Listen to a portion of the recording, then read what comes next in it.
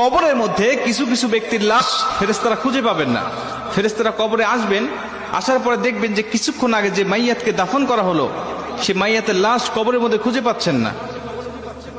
আল্লাহ রাসূল সাল্লাল্লাহু আলাইহি সাল্লাম বলেন, বুখারীর বর্ণনায় আসছে যে মাইয়াতকে যখন দাফন করে আত্মীয় স্বজনরা চলে যায়, 40 কদম দূরে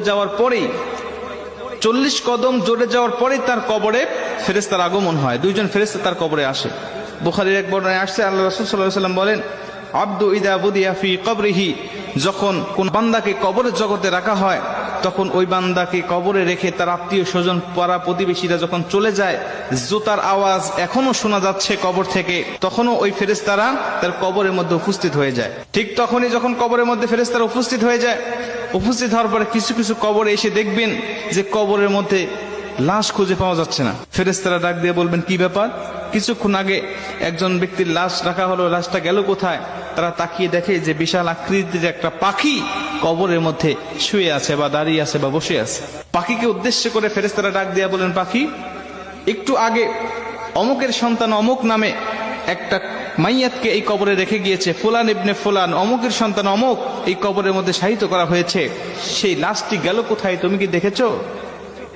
পাখিটি ডাক দিয়ে বলবেন, হ্যাঁ আমি দেখেছি। কোথায়? বললেন, সে আমার ডানার তলে ঘুমাচ্ছে, আরামের ঘুম, প্রশান্তির ঘুম দিয়েছে, আমি তাকে কবর থেকে জাগ্রত করব না।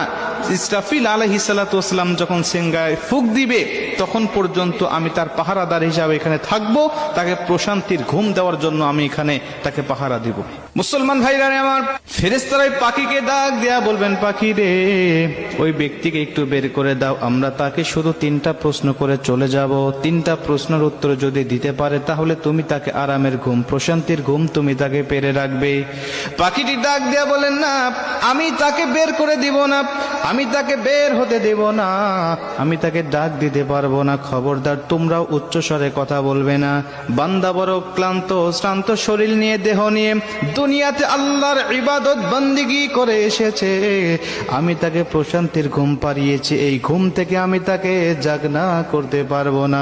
জোরে কোন সুবহানাল্লাহ। আমি তাকে জাগনা করতে পারবো না ঘুম থেকে।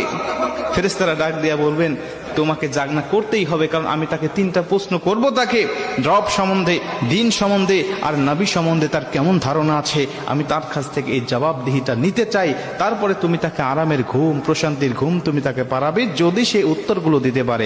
আর যদি না দিতে পারে তাহলে তার কবরটা হবে জাহান্নাম, জাহান্নামের গর্ত, তাকে জাহান্নামের বিভিন্ন আযাবগুলো ভক্ষণ করতে হবে।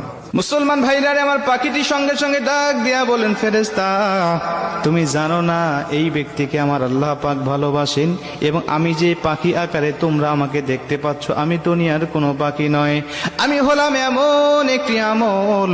দুনিয়ার জমিনে বান্দা যত কোরআন তেলাওয়াত করেছে, দুনিয়ার জমিনে নামাজের মধ্যে বান্দা কোরআন তেলাওয়াত করেছে, দুনিয়ার জমিনে বান্দা আল্লাহর জিকির করেছে, দুনিয়ার জমিনে তাহাজ্জুদে আমাকে তেলাওয়াত করেছে, দুনিয়ার জমিনে বান্দা সর্বসময় আমার তেলাওয়াত করেছে, ঈশার নামাজের পরে বান্দা আমার সূরা মুলক তেলাওয়াত করেছে, ফজরের নামাজের পরে বান্দা আমার সূরা ইয়াসিন তেলাওয়াত করেছে, মাগরিবের নামাজের পরে আমার সূরা ওয়াকিয়া তেলাওয়াত করেছে।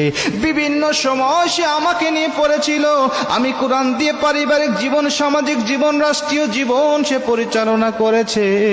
এজন্য আমি কোরআন তাকে আজকে এই কঠিন মুসিবতে একা রেখে যাব না।